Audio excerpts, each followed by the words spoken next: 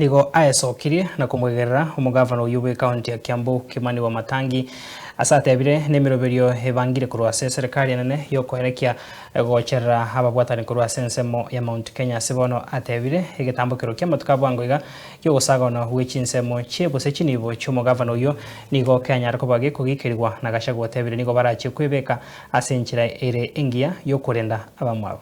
Nataka kukashifu ile kitu ilifanyika pale kwa biashara ya Governor Kimani Wamatangi.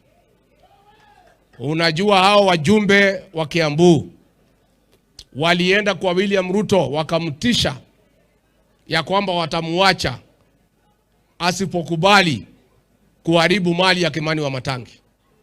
Akatuma polisi na mabuldoza wakabomoa mali ya Wamatangi na kuharibu magari. Walipambana na magari ni kama imekosea mtu, wakaharibu hiyo mali. Kimani Wamatangi ni mtoto wetu na hata tukubali aangaishwe kama tuko.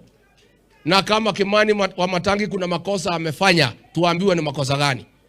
Na kama kuna kitu Kimani Wamatangi amekula yako William Ruto, utuambie tuchange pesa tukurudishie. Kati huo. Na mimi nataka nipongeze ma MCA wa Kiambu. Wameitwa wamepatiwa kila mtu 5,000.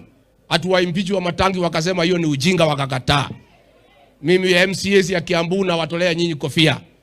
Nyinyi hamujafikisha ujinga ile kiwango ya wabunge. Wale walipewa pesa watufukuze. Wabunge wa Kiambu wameonesha ya kwamba ni viongozi kamili. Wanapenda Kiambu na wanapenda Mlima Kenya. Na wamekataa kuchukua pesa kufurusha Kimani Wamatangi. Na mimi niseme sitakubali Wamatangi aangaishwe. Sitakubali mtu yeyote kutoka mlima huu aangaishwe.